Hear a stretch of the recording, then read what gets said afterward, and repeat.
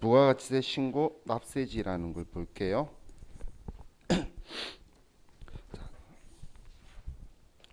자, 납세지라는 건 우리 사업자의 그 부가가치세에 대해서 관리를 하는 이제 관할 세무서를 이야기한다라고 보시면 돼요. 자, 우리가 세금을 내야 되는 곳이 아니고 우리를 그냥 관리하는 과세관청이 정해지는데 이 납세지를 정하는 게 우리 사업장을 기준으로 납세지를 결정하게 돼요. 자, 그럼 우리 사업장이라고 표현하는 게 지금 여러분들 집에 보면 그 집 주소 보면 그 주소구에 맞는 관할 세무서가 있죠. 구례 사면 구로 세무서가 있고 뭐 용산에 살면 용산 세무서가 있고 관할 세무서가 있죠. 그러면 그 사업장이 그 어디 관서 쪽에 있냐에 따라서 이제 관할 세무서가 결정이 되는 거예요. 자, 그럼 우리 부가가치세법은 원칙은 사업장 단위 과세제도예요. 우리가 사업장이 예를 들어 강남에 사업장이 있어요. 그리고 전국 각 지점이 다 있다면 각 지점도 다 각자의 개별 사업장으로 봐서 거기 관할 세무서에 전부 다 부가가치세 신고하고 납부를 하고 공장이 예를 들어서 인천에 있다. 그러면 인천에 있는 관할 세무서에 신고하고 납부하고 그런 식으로 할 거란 이야기예요. 자, 그럼 우리 특례를 바로 보기 전에 우리가 그 아래 사업장이라고 적혀 있는 거 보면 자, 이런 시험에 사업장에 대해서 하고 뭐 뒤에 제가 종종 물어보는 것들 짚어드릴 건데 이 사업장도 종종 물어봐요. 그럼 우리 광업의 경우에는 우리 탄광이 있는 장소가 아니고 광업 사무소의 소재지를 사업장으로 봐요. 왜냐하면 과세관청이 우리 기준을 이렇게 잡으시면 돼요. 과세관청이 이 사업자를 관리하기가 편한 곳에 우리는 사업장으로 봐서 납세지가 결정된다고 보시면 돼요. 그럼 광업은 광업사무소의 소재지가 이 광업하고 있는 그 사업자가 세금 부가세를 제대로 납부하고 있는지를 확인을 하면 되는 거고, 제조업은 최종 제품을 완성하는 장소가 우리 부가가치를 가장 많이 창출하는 위치죠. 그래서 그곳을 사업장으로 봐서 그곳의 과세관청이 관리할 거라는 거예요. 그럼 제품을 다 만들었는데 마지막에 봉지에 넣어서 박스에 넣는 그런 행동은 단순 포장하는 장소죠. 거기는 우리 최종 제품을 완성하는 장소가 아니에요. 그래서 최종 제품을 완성하는 장소를 사업장으로 봐서 거기 과세관청이 관리를 할 거고, 자, 건설업, 운수업, 부동산 매매업이라고 적혀 있죠. 이 건설업은 자, 여러분들이 생각하실 때 자, 시행사, 시공사라는 이런 표현이 적혀 있는 거 본 적이 있을 거예요. 근데 시행사가 정말 집 파는 거에 분양하고 하는 거고, 시공사는 건물 짓는 용역의 기술을 제공하는 곳이에요. 건물 짓는 거 있죠. 그럼 이 건설업은 시공사를 이야기하는 거예요. 그럼 이 시공사가 우리 예를 들어 강남구에 시공사가 있다 해서 강남에만 짓는 건 아니겠죠. 전국에 다 뭐 아파트를 짓든 뭐 건물을 지을 거예요. 또 운수업, 우리 택시 뭐 이런 것들 다 과세 사업자예요. 그러면 전국을 다 돌아다니죠. 심지어는 서울에도 모든 곳을 다 돌아다닐 거예요. 또 부동산 매매요. 부동산 공인중개사 같은 경우에 전국에 있는 땅을 다 팔지 우리 자기 지역에 있는 땅만 파는 게 아니죠. 그럼 얘는 전부 다 전국에 있는 곳을 다 하기 때문에 자, 이 과세관청이 관리하려고 그러면 법인 사업자인 경우는 법인의 등기부상의 소재지를 사업장으로 봐서 거기 과세관청에서 볼 거란 이야기고, 우리 개인 사업자라 그러면 업무를 총괄하는 장소에서 우리 그 사업장으로 봐서 관할세무서가 볼 거라는 거예요. 근데 부동산 매매업하고 다르게 그 바로 아래에 부동산 임대업이 있죠. 부동산 임대업의 경우에는 우리 부동산은 안 움직이고 가만히 자리에 있는데 주인만 바뀌는 거죠. 그렇기 때문에 부동산의 등기부상의 소재지를 우리는 사업장으로 봐서 과세관청이 우리가 과세를 할 거란 이야기예요. 자, 그 아래 비거주자는 상관없는데 이거 하나만 더 기억하시면 사업장이 없는 경우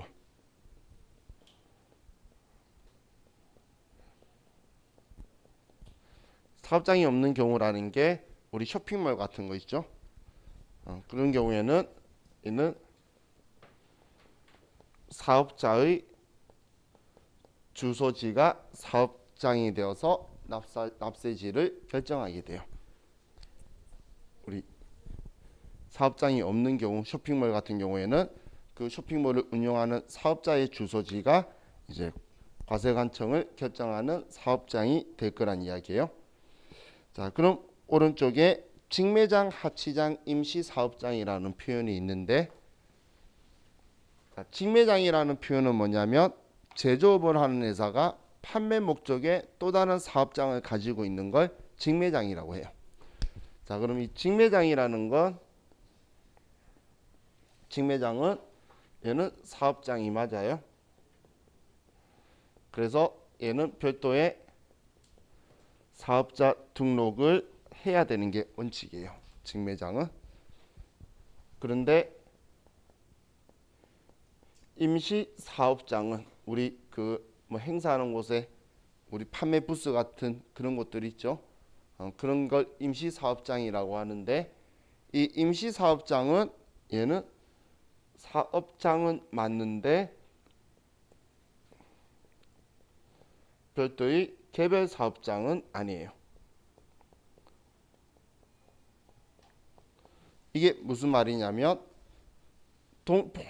별도로 독립된 사업장이 아니라 기존에 이런 직매장이 있는데 이 직매장의 일부가 이렇게 밖으로 나가 있는 걸로 보겠다는 거예요. 그럼 직매장의 일부니까 사업장은 맞겠죠. 맞는데 별도의 개별 사업장이 아니기 때문에 얘는 사업자 등록을 별도로 할 필요가 없어요. 얘는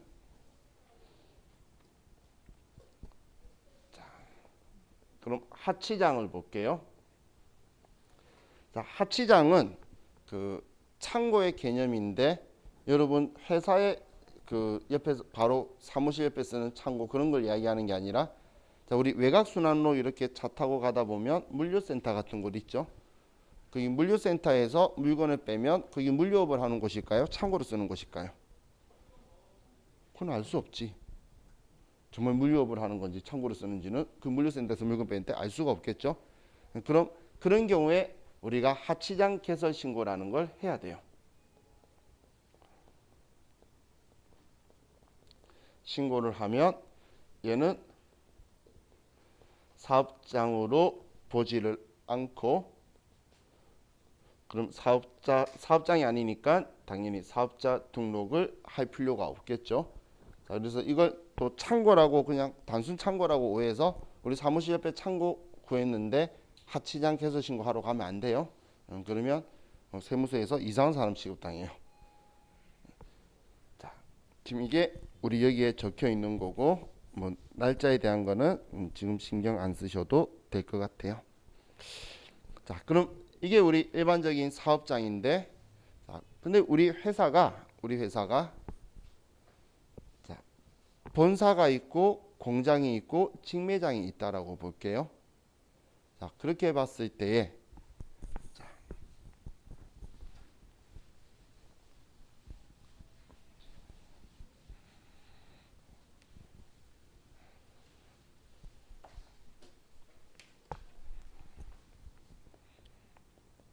본사가 있고 직매장이 있고 공장이 있어요. 자, 일반적으로 뭐 본사는 예를 들어 강남에 있다. 뭐 직매장이 예를 들어서 종로에 있다. 뭐 공장이 예를 들어 전라도 광주에 있다. 광주도 구가 있어야 되겠죠. 광주 구를 모르겠네. 그러면 자, 지방이 뭐 해운대에 있다. 자, 이렇게 볼게요. 자, 그럼 우리는 원칙은 사업장 단위 과세 제도이기 때문에 각 사업장별로 강남세무서에 사업자 등록을 해야 되고, 직매장도 종로세무서에 가서 사업자 등록을 해야 되고, 공장도 해운대 세무서에 가서 사업자 등록을 별도로 해야 된다는 거예요. 그럼 각자 사업장마다 사업자 등록을 해서 그럼 부가가치세를 각각 신고하고 납부하고 얘도 각각 신고하고 납부를 하고 얘도 신고하고 납부를 할 거예요. 자, 그럼 이렇게 봤을 때 자, 실질적으로 우리가 생각해 보면 공장에서 만들어서 직매장에 팔겠죠. 그럼 공장에서 만들어서 직매장 보내는 건 물건 판 게 아니잖아요.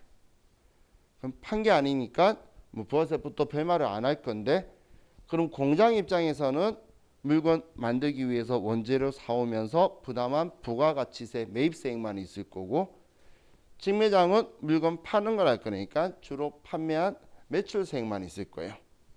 그럼 얘는 매출세액 납부만 해야 되고 얘는 매입세액 공제만 받아야 되는데 중요한 건 이 돈들은 전부 다 본사가 가지고 있죠. 그러면 지금 여기에서 부가가치세 실무적인 업무하는 게 좀 불합리하거나 불편함이 있다는 거예요. 그렇기 때문에 우리가 특례를 두게 되는데 자, 첫 번째가 주사업장 총괄 납부 제도라는 거예요. 자, 주사업장 총괄 납부 제도라는 건 이 제도 이름에서도 보이다시피 주사업장에서 총괄해서 납부를 하겠다라는 건데 납부만 하겠다라는 의미예요. 자, 그래서 이 제도는 특징이 부가가치세 신고는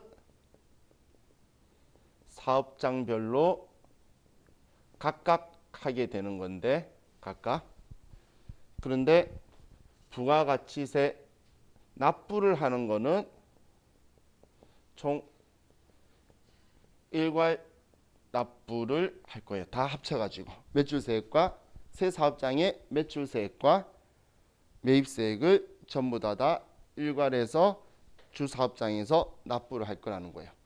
그럼 우리는 어딘가에서 이렇게 할 수가 있겠죠. 그럼 일괄 납부를 주사업장에서 할 건데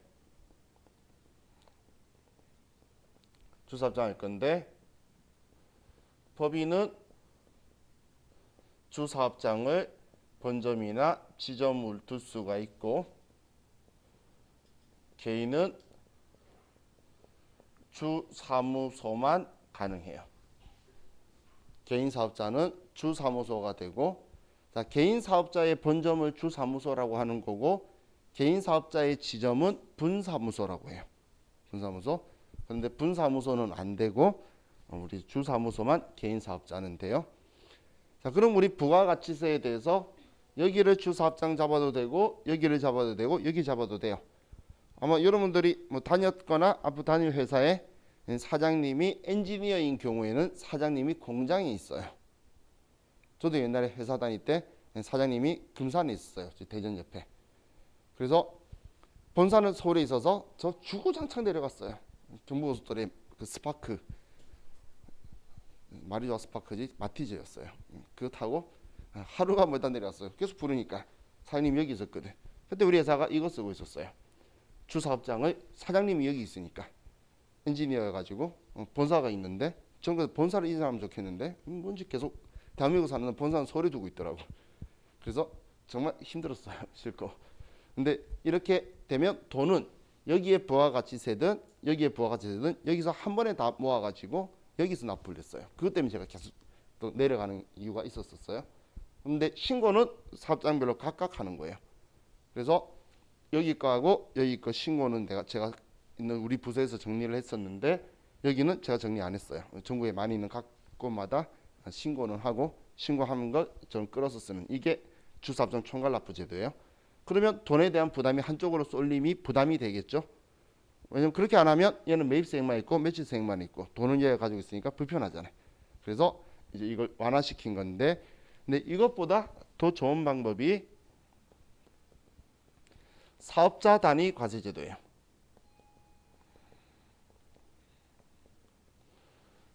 자, 우리 원칙은 사업장이라 그랬죠. 근데 얘는 사업자 단위 과세제도인 거예요. 자, 얘네들은 사업자 등록번호라는 건 사업장 단위로 되어 있는데, 자, 그럼 그 사업자가 누구냐에 법인 이름이 들어가 있는데 법인이 다 같은 법인인 거예요. 그러면 이 전부 다가 결론적으로 1사업자라는 이야기죠. 그죠? 그러면 이 하나의 사업자로 봐서 이걸 전부 다 하나로 통일시켜 버리겠다는 거예요. 그럼 사업자 단위 과세 제도의 제일 중요한 특징이 뭐냐면 사업자 등록번호를 일치시켜 버릴 거예요. 사업자 등록번호를 하나로 일치시켜 버릴 거예요. 자, 그럼 우리 실무적으로 사업자 등록번호를 일치시키면 얘네들을 어떻게 구분하느냐? 지점별로 얘는 지점별 종사업장 번호를 부여할 거예요. 사업자 등록번호는 똑같고 종사업장 번호를 부여하게 될 거예요. 뭐 예를 들면 백화점 같은 경우에 신세계백화점이 소공동이 종사업장 번호 1번, 이 강남점이 5번 이런 식으로 되어 있는데 사업자 등록번호는 신세계백화점은 다 똑같아요. 그런 게 사업자 단위 과세제도예요. 그럼 부가가치세 신고하고 납부하는 건 사업자 등록번호로 하는 거기 때문에 이 제도를 쓰면 부가가치세 신고하고 납부를 얘는 당연히 모두 일괄 처리를 할 수밖에 없겠죠. 사업자 등록번호 같으니까 신고를 사업자 등록번호 기준으로 하니까 다 합쳐진다는 거예요. 그래서 신고부터 납부를 한 번에 해버리니까 아주 큰 장점이 있어요.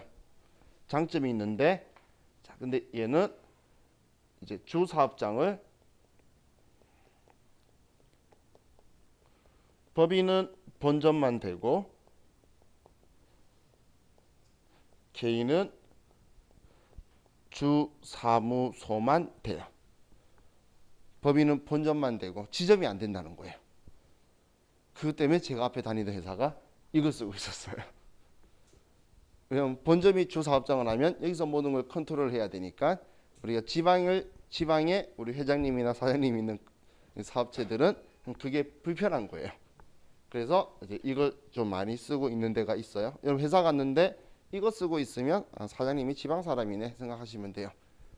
근데 서울 쪽에서 모든 걸 다 컨트롤을 타워 하고 있으면 거의 다 이걸 쓰고 있어요. 이게 좀 어떻게 보면 편하죠.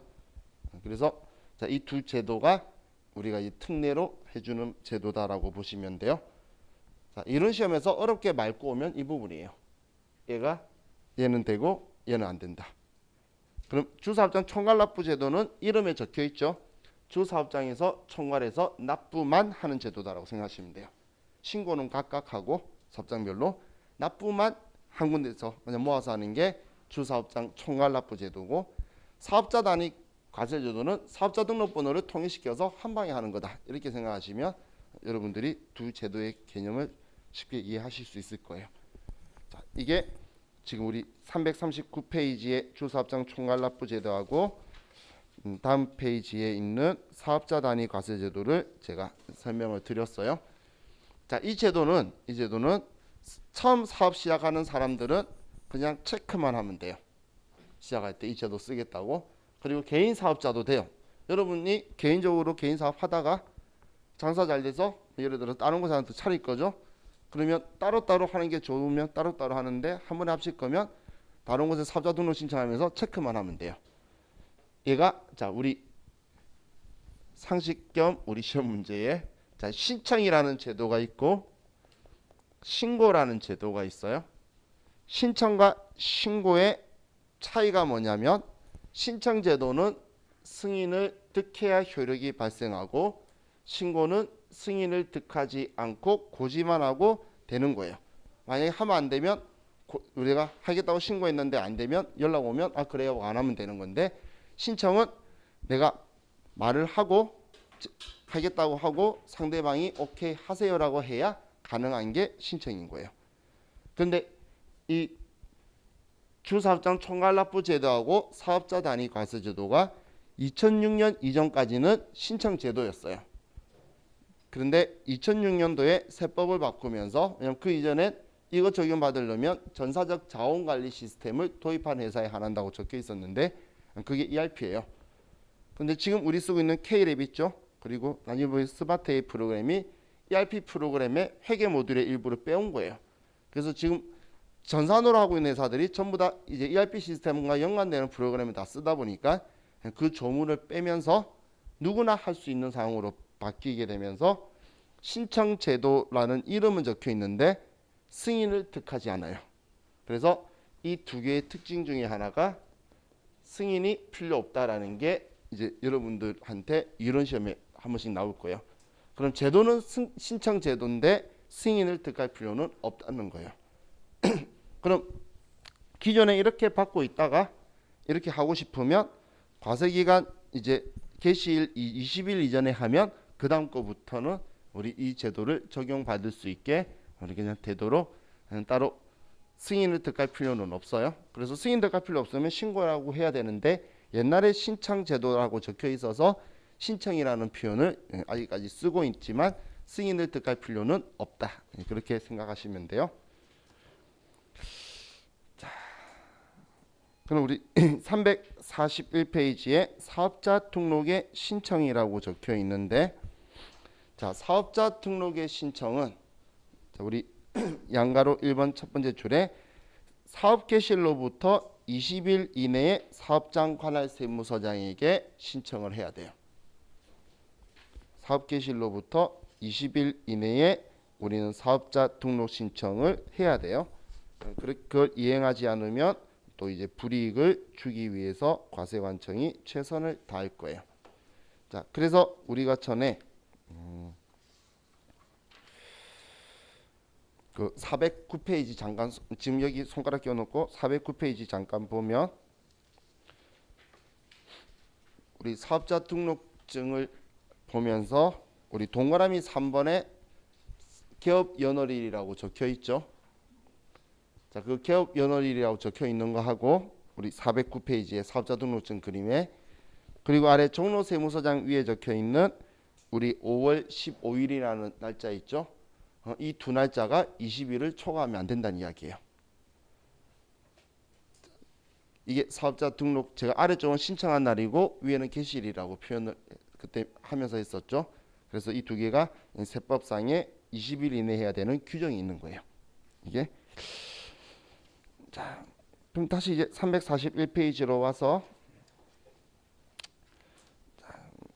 왜 나머지는 크게 신경 쓸 거 없으니까, 자, 다음 페이지로 넘겨보면 342페이지에 사업자 등록의 사후 관리라고 적혀 있는데, 자, 이 사후 관리는 이거예요. 여러분들 사업자 등록증 보면 재교부 혹은 정정 사유 아래 적혀 있는 거 있죠.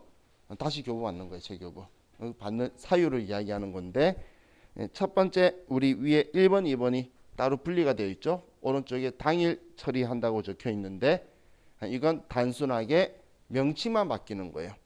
일반적인 사업자면 상호 이름만 바꾸거나 쇼핑몰 통신 판매업자는 그 도메인 주소만 바뀌고 그냥 사업하는 형태나 하고 있는 건 똑같으면 단순 이름만 바뀐 거잖아요. 그런 건 그냥 당일날 처리해 주는 게 원칙이라는 거예요. 자, 그럼 아래쪽에는 이제 3일 이내인데 우리 현실적으로는 가면 그날에 해줘요. 근데 늦어도 3일 이내에 해준다는 규정이 있다라는 이야기예요. 자, 그럼 첫 번째가 법인의 대표자를 변경할 때, 법인 사업자는 대표자 변경이 우리는 사업자 등록증 정정 사유가 돼요. 그런데 자, 개인 사업자는 대표자 변경이 사업자 등록증 정정 사유가 아니에요. 자, 제가 옷가게를 하다가 개인 사업자를 하다가 여러분한테 넘겼어요. 그러면 저는 폐업, 여러분은 개업이 되는 거예요. 개인 사업자는. 그러니까 대표자 변경 사유가 아니고 개인 사업자는 그냥 저는 폐업, 여러분은 개업이 되는데, 법인 회사는 살아있고 그게 최고 경영자 책임자만 바뀌는 거잖아요.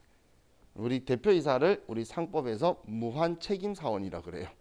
그 책임지는 사람이 바뀌었다는 거니까 그 사람을 변경하는 건 법인은 되는 건데 개인은 해당 사항이 아니에요.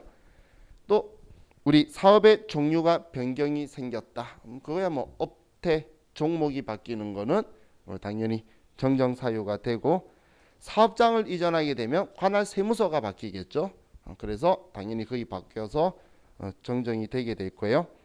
4번에 공동사업자의 구성원 또는 출자 지분이 변경이 있을 때, 자 이거는 그 개인 사업자의 경우를 가지고 보시면 되는데, 자 개인 사업자로 해서 혹시 동업해 보셨나요? 친구랑? 절대 하지 마세요. 절대. 왜 절대 하지 말라고 하냐면, 친구랑 이렇게 이야기하면서 할 수 있겠죠. 야 나하고 똑같이 내고 벌면 우리 똑같이 반반하는 거야. 친구끼리 준비할 때는 진짜 사이가 좋고 우위 좋다가 사업자 등록 신청하러 세무서 가자마자 둘이 분위기가 안 좋아지기 시작해요. 왜냐하면 일단 누가 주냐 해서 개인 사업자는 공동으로 이름이 안 들어가요. 한 명만 이름이 들어가고 아래에 공동사업자라고 이름이 찍 나오는데, 한 사람이 지분이 많아야 돼요. 그럼 한 사람이 51%, 한 사람이 49%인데 그게 계약서를 써라 그래요. 근데 계약서 쓸 때 위에 쓰는 사람이 갑이고 밑에 쓰는 사람이 을로 돼서 친구끼리 같이 공동이라 했는데 처음부터 갑을의 계약서를 쓰면서부터 분위기가 쌓이기 시작해요.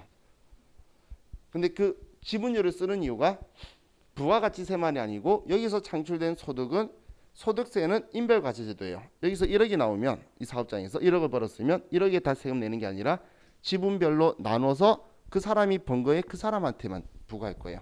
그럴 거면 이 사람의 지분들이 있겠죠. 그래서 그 지분에 대해서 변경될 수가 있어요. 저도 제 친구들 그 힘들어 가지고 장사한다고 뭐 이야기해서 개인 사업자로 장사할 거니까 친구들이 처음에는 뭐 좋은 마음으로 저는 돈 투자하고 이제 걔네들은 이제 거기서 일해 가지고 벌면 나 얼마 줄게. 근데 사실 현실적으로 이렇게 먹고 살기도 힘든데 받을 게 뭐가 있겠어요. 돈 못 받아요. 근데 지분 내니까 그 번 돈에 대한 소득이 나한테 날라오는 거야. 그래서 친구한테 야 그 지분율 바꾸러 세무서 가자. 전 받은 게 없으니까. 그래서 그럼 지분율 바꾸는 이게 사업자 등록증 이제 정정 사유라고 하는 거예요. 그럼 표면적으로는 안 보이겠죠. 자, 그런 거고, 상속으로 인하여 사업자 명의가 변경될 때, 상속은 당하는 거죠. 어쩔 수 없이 불가피하게 당하는 거. 이건 변경 사유가 되는데, 그런데 증여는 아니에요. 증여는 사유가 되는 게 아니에요. 사업자 등록증 정정 사유가 아니에요. 증여는 그냥 저한테 넘긴 거예요. 그래서 증여는 우리 정정 사유가 아니다라고 보시면 돼요. 자, 나머지는 크게 신경 안 쓰셔도 돼요. 자, 매입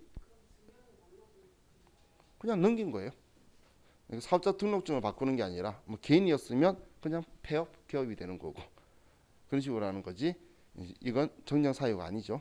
그렇죠? 자, 그럼 아래 이제 사업자 미등록 사업자 납세 의무 제재는 뭐 지금 말고 나중에 책 바꿔서 제가 한번 언급해 드릴게요. 큰 건 아닌데 뭐 어떤 불이익을 주는지. 왜냐면 늦게 사업자 등록 신청하면 불이익은 줘야 될 거잖아요. 아니면 아무 때나 하겠죠. 그렇게 제재를 하고 있다라고 보시면 돼요. 자, 이제 346페이지로 가서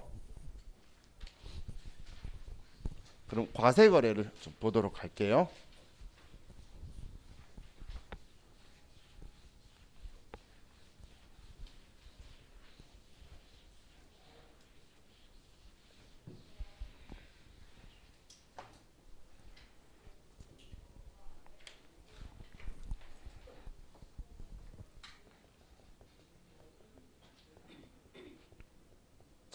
일단 먼저 과세 거래는 우리 세법법전에 세 가지를 정의하고 있어요.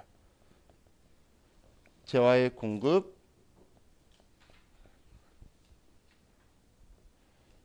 용역의 공급, 재화의 수입. 자, 그럼 이 과세 거래는 과세 거래는 물건 팔았다가 아니에요. 물건 사고 파는 금액에 부가가치세가 있었으면 과세 거래라고 하는 거예요. 그럼 여러분 오늘 아침에 커피 한 잔이나 편의점에서 뭐 한 개 사 드셨으면, 흰우 빼고 뭔가 하나 사 드셨으면 여러분은 오늘 과세 거래를 이미 하신 거예요. 그게 과세 거래예요. 자, 그럼 지금 재화의 공급, 용역의 공급 이런 것들을 나누는 이유는 이제 나중에 공부할 공급 시기라는 게 차이가 있어요. 근데 그게 부가가치 신고를 언제 해야 되냐의 차이가 있기 때문에 얘를 재화의 공급이다, 용의의 공급이다라고 구분을 하고 있다라고 보시면 돼요. 자, 그럼 첫 번째 재화의 공급에 대해서 먼저 보면,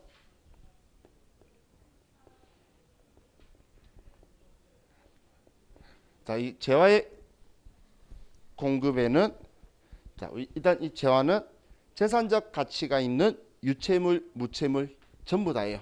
자, 우리 가스 형체가 있나요? 없죠. 그렇지만 재산적 가치가 있기 때문에 얘는 재화라고 해요. 여러분이 저작권이 있는 걸 다른 사람한테 팔았어요. 저작권이 형체가 없죠. 하지만 재산적 가치가 있으니까 돈 받고 팔았을 거잖아요. 그런 건 다 재화의 공급이라고 하는 거예요. 자, 그럼 이 재화의 공급은, 자, 실질적 공급 혹은 실질 공급이라고도 하고, 그리고 간주 공급, 다른 표현으로 공급 의제라고도 하는 게 있어요. 자, 먼저 347페이지에 첫 번째가 재화의 실질적 공급이라고 적혀 있죠. 자, 첫 번째 적혀 있는 게 매매계약. 매매계약은 사고 파는 걸 이야기하는 거죠. 매매계약은 사고 파는 거. 정말 물건 사고 파는 게 눈에 보이는 거예요. 돈을 받았다 안 받았다는 부가가치세법 관심 없어요. 너 이거 물건 팔았네? 그럼 부가가치세 내야지. 이번에 팔았네? 그럼 이번 신고 기간에 가지고 와 라고 할 거예요. 자, 두 번째 가공계약이 있죠. 이 가공계약은 우리가 그 용역이라는 게 뭐냐면 장소나 기술 서비스를 제공하는 거예요. 여러분들 머리 잘랐어, 미용실 갔어, 염색했어. 이건 물건 사는 건 아니죠. 그런 걸 용역이라고 하는 거예요. 그런데 가공하는 거는 용역일 수도 있고 재화의 공급일 수도 있어요. 뭔가 해주는 기술을 제공하면 용역인 건데, 근데 지금 우리 보고 있는 건 재화의 공급이죠. 재화의 공급에 가공 계약이 되려고 그러면 우리 책 첫 번째 줄에 적혀 있는 자기가 주요 자재의 전부 또는 일부를 부담해야지만 돼요.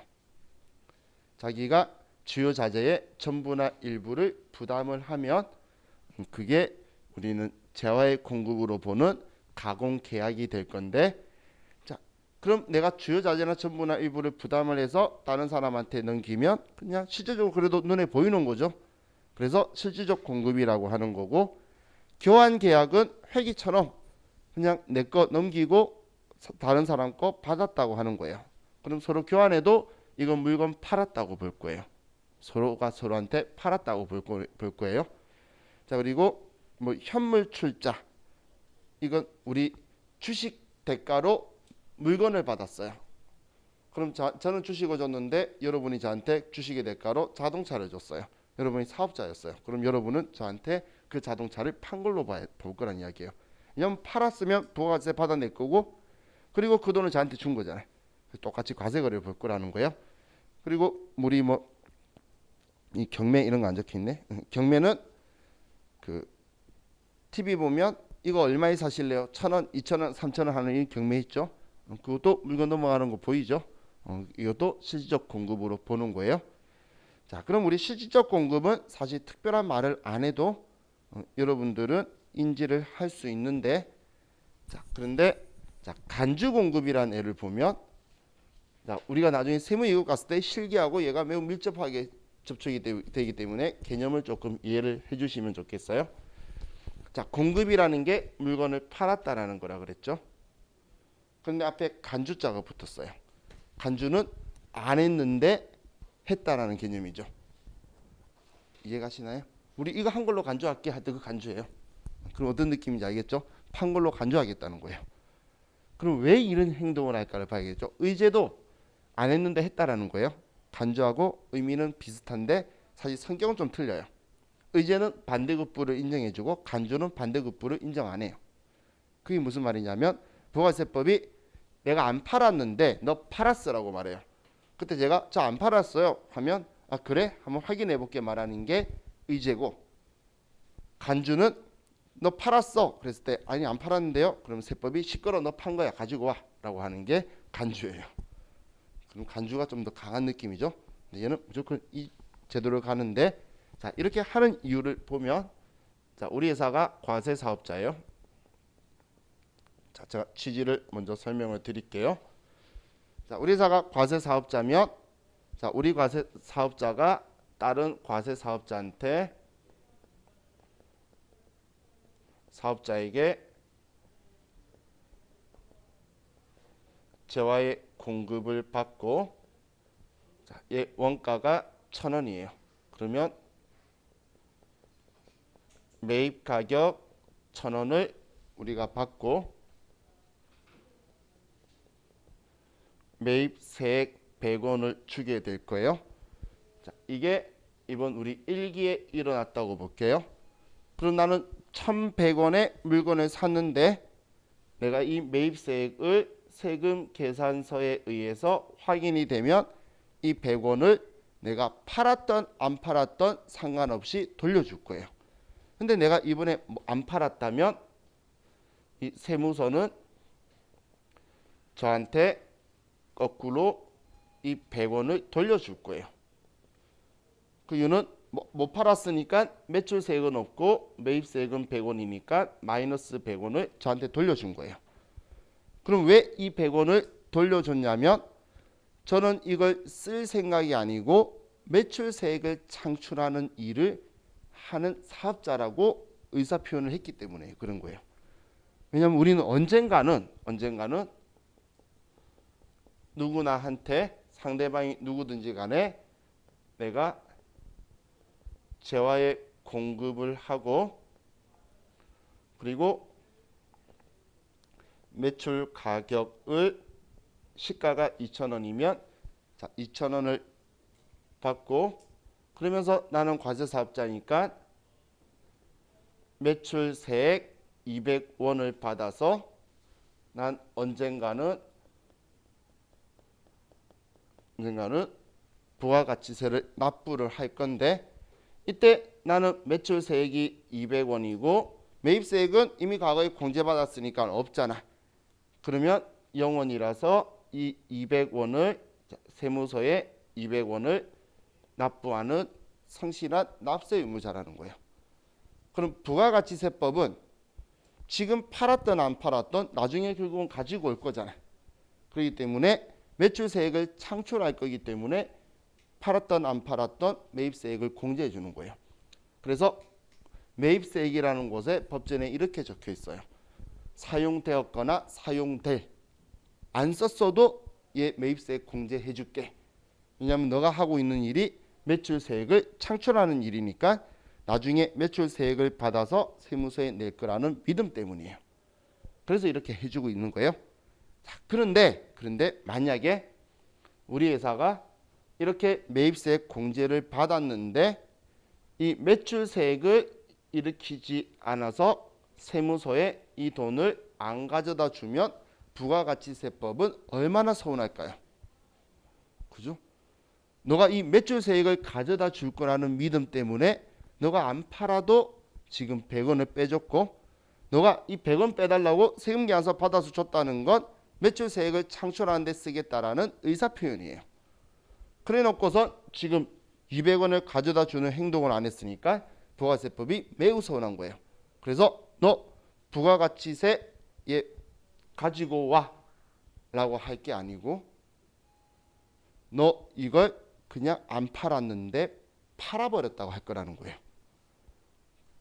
그럼 얼마에 팔았다? 자, 우리 회계를 할 때는 우리가 장부에 기록을 하는 거였기 때문에 사오면 취득원가, 팔면 매출원가라서 원가를 썼어요. 장부에. 근데 세법은 우리 회사가 얼마나 싸게 샀는지 비싸게 샀는지에 대한 관심이 단 하나도 없어요. 그거는 자기 사정이잖아요. 그래서 무조건 시가로 이야기할 거예요. 세법을. 그럼 너 이거 무조건 그냥 시가로 팔아버렸다 할 거예요. 그럼 이 시가의 10%를 너가 받았든 안 받았든 상관 안 할 거니까 팔았으니까 얘 가지고 와 라고 하는 게 간주공급이에요. 그럼 다시 한번 생각을 해볼게요. 지금 얘가 왜 열받아서 너 팔았다고 했죠? 매입세액 공제를 받으면서 매출세액 창출할 거라는 의사표현을 했잖아요. 근데 만약에 우리 회사가 제가 최종 소비자로 써버릴 거예요 라고 하면서 매입세액 공제를 안 받고 1,100원 주고 그냥 사 쓰고 끝내버렸으면 부가가치세법이 괘씸할까요? 그럴 이유가 없죠. 그래서 이 간주공급의 이거의 첫 번째 전제 조건이 매입세액을 공제받았다는 게 첫 번째의 전제 조건인 거예요. 매입세액 공제 안 받았으면 괘씸할 이유가 없어요. 그럼 쥐가 부가세 부담하고 쓰겠다는데, 그죠? 그래서 매입세액 공제를 받았다는 게 첫 번째 전제 조건이고, 두 번째 전제 조건이 뭐냐면, 그럼 얘를 팔았다고 할 건데 얘를 시가에 팔았다고 할 거예요. 팔았다고 하는 세금 부과액 금액을 과세 표준이라고 하는데, 이 용어는 이따 뒤에서 제가 설명을 드릴게요. 시가로 팔아버렸다고 할 거예요. 그리고 부가가치세법이 아예 대놓고 매입세액 공제를 받지 마, 이거는 매출세액 창출되는 거하고 상관이 없어라고 법이 정한 규정이 있어요. 그럼 그 규정을 만약에 지키지 않고 그냥 매입세액 공제받았다는 건 그 사항이 아니라는 표현인 거예요. 그런데 얘가 지금 매입세액 공제받았는데 매출세액을 창출하지 않으면 얘를 전부 다 팔아버렸다라고 할 거라는 거예요. 자, 그럼 세법에서는 이런 거예요. 너네 회사가 사업했을 거 아니면 사업하고 관련이 없으면 매입세액 공제받지 마. 왜냐면 매출세액 창출하는 게 아니니까. 당연한 거죠.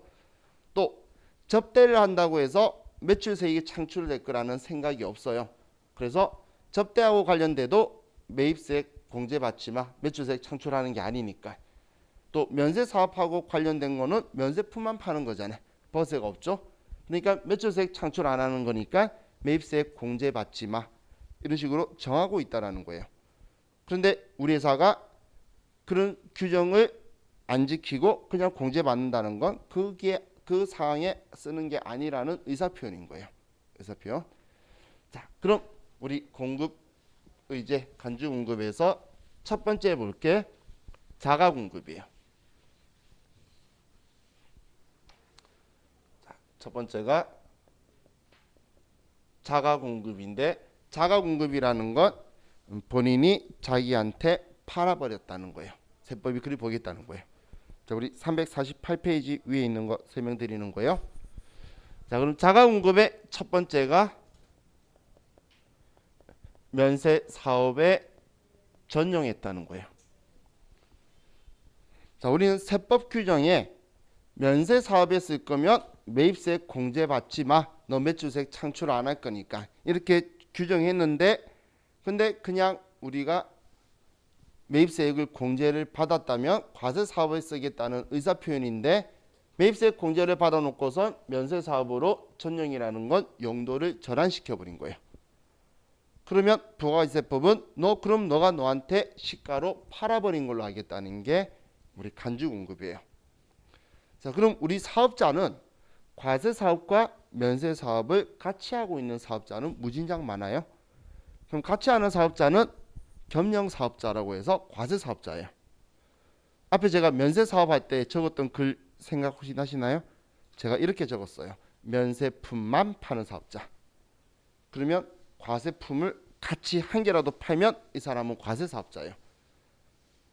그럼 이 사람은 과세 사업에 쓰는 건 부가가치세법상의 적용을 다 받고, 면세 사업 하는 거는 부가가치세법하고는 상관없이 두 개를 다 같이 해야 되는 사업자인데, 그럼 면세 사업에 쓰는 거는 매입세액 공제 받으면 안 되고, 과세 사업에 쓰는 건 공제 받으면 되는데 매입세액 공제 받았다는 건 과세 사업 쓰겠다는 거잖아요.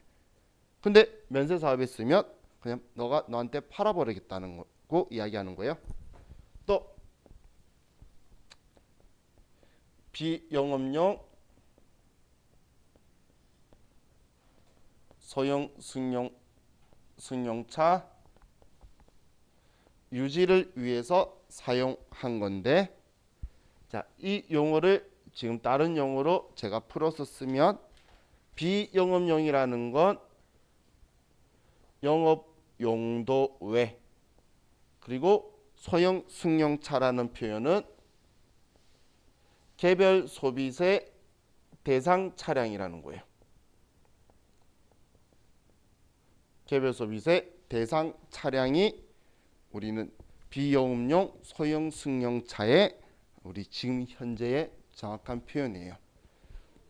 자, 그럼 여기에서 여러분이 기준점을 먼저 잡으실 게, 자, 이제 우리 회계상의 영업하고 세법이 부가가치세법이 생각하는 영업하고는 달라요.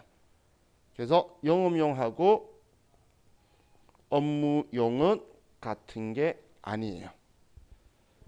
자, 우리 회사가 승용차를 가지고 있어요.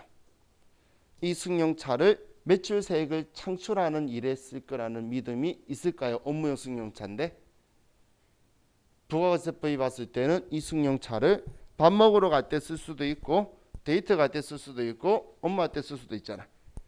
그럼 매출세액 창출하는 데만 쓸 거라는 확신은 없는데 그 많은 사업자를 일일이 관리할 수 없겠죠. 그래서 업무용 승용차는 얘는 비영업용으로 봐요. 근데 그런 반면에 또 다르게 보면, 자, 우리 회사 업무에 쓰고 있는 화물 트럭을 볼게요. 자, 이 화물 트럭을 우리가 밥 먹으러 가거나 개인적으로 데이트하거나 할 때 쓰려고 화물 트럭을 살까요? 그럴 리는 없겠죠. 그래서 화물 트럭은 영업용으로 인정해 줄 거예요. 그럼 부가가치세법이 영업용이라고 말하는 건 매출세액을 창출하는 데에 기여하는 것만 영업용이라고 표현할 거예요. 우리 대표적인 영업용 차량이 뭐냐면 택시. 택시가 다니는 건 온통 매출세액 창출하기 위해 다니는 거야. 택시 요금은 과세라서 부가세가 있거든. 그 일반 승용차는 비영업용이에요. 자, 여기서 소형 승용차는 여러분들이 뭐 자동차 좋아하시는 분은 뭐 소형, 중형, 중중형, 뭐 대형 이렇게 이야기하는 거 있죠. 그거는 자동차 회사가 만든 기준이고, 도로교통법이나 세법은, 자, 여러분들 뭐 가족이나 본인이 SUV 차 타고 다니시는 분 있죠. 뭐 카니발이나 뭐 소렌토나 고속도로 톨게이트 지나가면 전부 다 소형 승용차예요. 봉고차도 다 소형 승용차예요. 미니버스가 중형차예요. 도로교통법 톨게이트도 그래요. 톨게이트 지나가 보시면 카니발 가면 소형차 요금 내고 있을 거예요. 그게 자동차 회사가 만든 여러분 아닌 그 기준이 그거고, 세법은 그냥 얘 다 소형 승용차인데 개별 소비세 대상 차량을 이야기하는 거예요. 그럼 개별 소비세가 면제되는 차가 기준, 이건 나중에 뒤에 제가 기준 다 정리해 드릴 거예요. 개별 소비세 대상 차량이 9인승 이상 차량, 그리고 경차. 우리 경차는 각종 세금을 다 면제해 주죠. 우리 지금 현재 경차의 기준이 몇 cc죠? 1000cc죠. 그럼 1000cc 이하 차량은 개별 소비세 대상이 아니니까 여기에 안 들어올 거예요. 그럼 그 외 나머지 일반 승용차나 그런 것들은 우리는 우리 매출세액을 창출하는 걸로 보지 않는다는 이야기예요. 그럼 매출세액을 창출하는 걸 보지 않는데 그걸 위해서 사용하면 그걸 너가 너한테 팔아버렸다고 하겠는 거예요. 전제 조건은 매입세액을 공제받았다는 전제에서. 자, 그리고 하나가 판매 목적 타 사업장 반출이에요. 판매 목적 타 사업장이, 제가 제조업하는 회사가 판매 목적으로 타 사업장 가지고 있으면 그게 직매장이라고 해요. 라고 표현했죠. 그래서 이걸 직매장 반출이라고 표현하고, 얘가 대표적인 사례예요. 자, 근데 이 판매 목적 타 사업장 반출은 얘는 이것 때문이 아니라 얘는 이렇게 적어두세요. 아래쪽에 사업자를 위한 제도예요. 우리 회사가 잘못해서 한 게 아니고 사업자의 세부담을 어느 정도 줄여주기 위해서 만든 제도예요. 자, 우리 바로 이 앞에 사업장에 대해서 저하고 이야기할 때에 원칙이 사업장 단위 과세 제도라 그랬죠. 그럼 사업장 단위 과세 제도를 적용받는 사업자 입장에서 보면 우리 공장은 매입세액만 있고 직매장은 매출세액만 있고, 그렇게 말한 이유가 공장에서 직매장 보내는 게 물건 판 게 아니잖아. 근데 판 거 아니라 그러면, 자, 우리 1월 달에 물건 판 거에 대해서는 부가가치세를 4월 달에 내야 돼요. 그런데 매입세액 공제는 1월 달에 산 거에 대해서 우리는 7월 25일 날 신고하면 8월 24일 날 환급을 내줘요. 그럼 엄청나게 차이가 나는 불합리함이 있겠죠. 그래서 공장에서 직매장 보내는 거는 판 게 아닌데 팔았다라고 해주겠다는 거예요. 사업자를 위해서. 그렇기 때문에 얘네들하고는 완전히 다른 형태예요. 얘 하나만 쉬었다 나중에 할 거는 뒤에 거는 전부 다 똑같은데 얘만. 그래서 얘는 신기한 특징이 뭐냐면 완전 반대예요. 매입세액 공제 유무를 불문하고 그리고 원가를 과세 표준으로 너 사온 가격이 매입세액이 있던 걸 그냥 없게 만들어서 직매장한테 판 것처럼 할 거니까 얘를 과세 표준으로 삼고 자 이걸 빼고 나머지는 안 팔았는데 팔았다고 하니까 징빙을 해줄 대상이 없죠. 그래서 원래 일반적인 간주 공급은 증빙을 발행할 수가 없는데 할 대상이 없어요. 내가 썼다는데. 그런데 얘는 무조건 세금 계산서를 꼭 발급해야 되는 거래로 이걸 완전히 반대로 뒤집어 버리는 상황이에요. 지금 간주 공급에 제가 전제 조건이라고 하면서 썼던 거에 완전 반대가 되죠.